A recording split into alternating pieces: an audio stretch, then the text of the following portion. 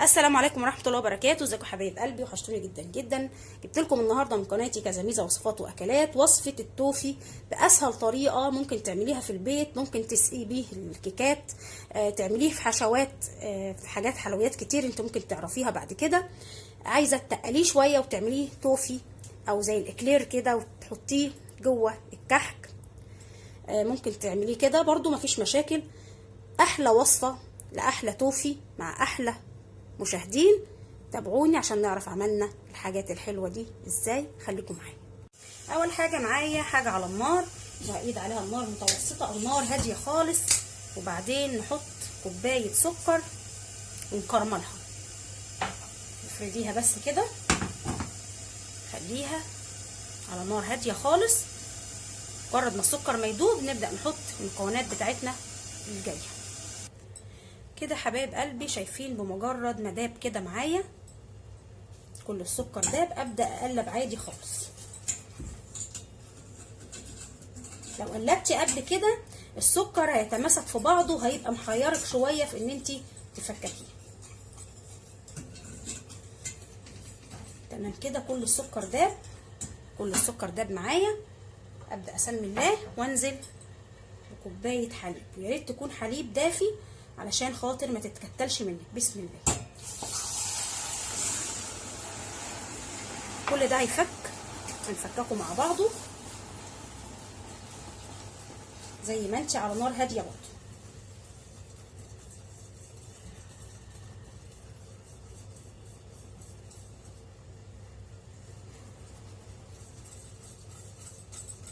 انا رفعتها من على النار عشان هي كانت هتفور عشان الحليب وكده، فخلي بالك على ايديكي خالص.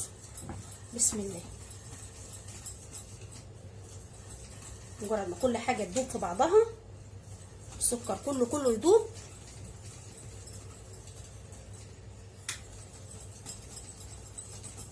من احلى الصوصات او من احلى انواع الاطعمه في الكيكات.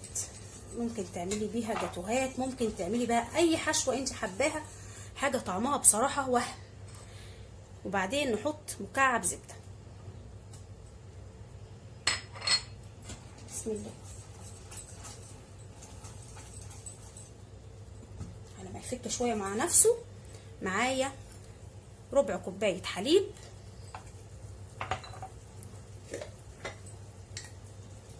وهدوب فيهم معلقتين صغيرين نشا. ادي واحده وادي التانيه.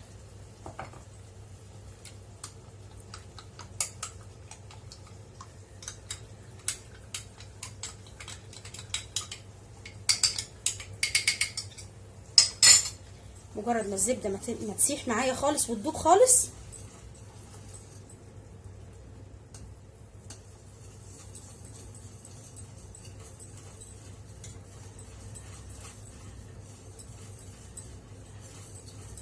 هبدا انزل بالحليب بالنشا.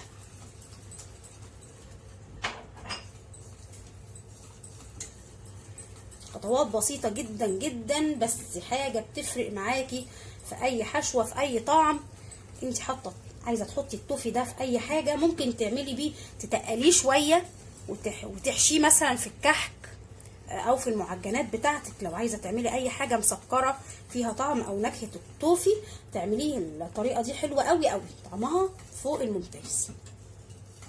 طريقه مبسطه خالص، بطريقه حلوه ما استغرقتش 10 دقايق على النار، ومعايا صوص التوفي حاجه وهم.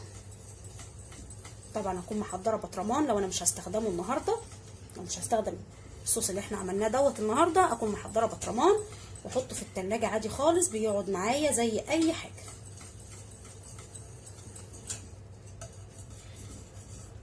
كده بدأ التوفي معايا يستوي خالص ويشكل نفسه اهو.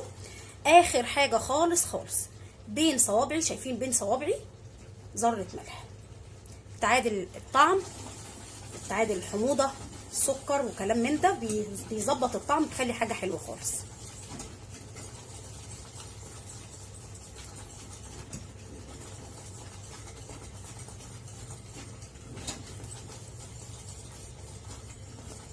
تمام كده.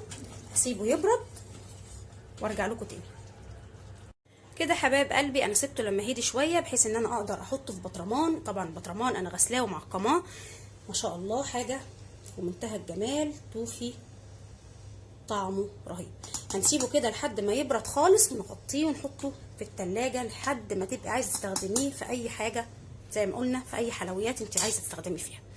عايزاه اتقل من كده شويه عشان تعمليه كور، مفيش مشاكل، خليكي وراه لحد ما يتقل خالص. لما كده انا عايزاه احطه على معجنات تانية او احطه على وش كيكات تانية. دي كانت وصفتي النهارده من قناتي كذا ميزه وصفات واكلات. بحبكم جدا، متنسونيش في اشتراك ولايك. السلام عليكم.